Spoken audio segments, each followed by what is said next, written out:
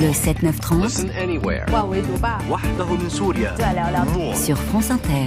Géopolitique, bonjour Pierre Aski. Bonjour Nicolas. Pierre, vous revenez sur le sommet du G7 qui s'est tenu à Hiroshima.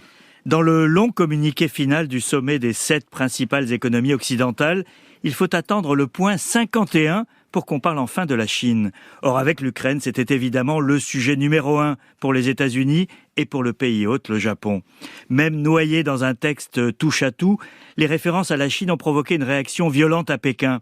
Dénigrement systématique, ingérence, déstabilisation. Pékin n'a pas mâché ses mots à l'issue du sommet du G7.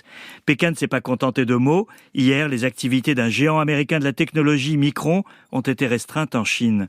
Vu de Pékin, le G7 conforte le climat de guerre froide qui s'installe en Asie du Nord-Est.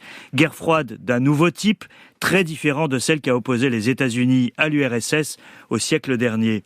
Le communiqué prend pourtant soin de proclamer: nos approches ne sont pas conçues pour porter atteinte à la Chine.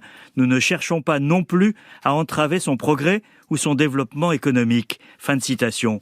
Mais tout ce que décide Washington vise de fait à ralentir son émergence en tant que rival des États-Unis. En quoi est-ce une guerre froide, Pierre ? Alors, les États-Unis et leurs alliés pratiquent ce qu'on appelait à l'époque de l'URSS l'endiguement, le containment en anglais, un des mots-clés de cette époque. Ça signifie instaurer un cordon sanitaire et bâtir des coalitions.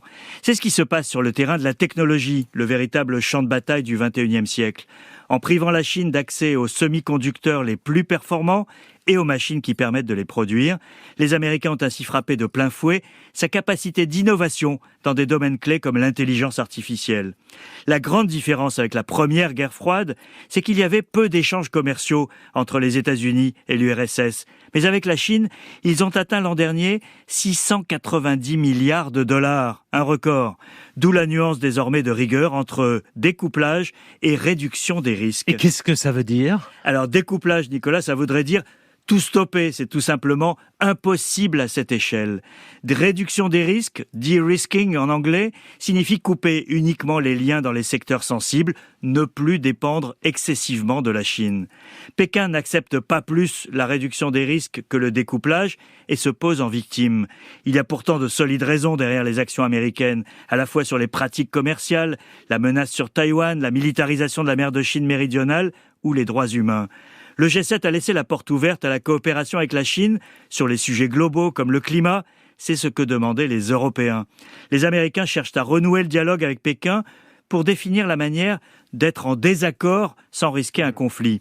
Mais il est difficile de faire monter la pression tout en tendant la main.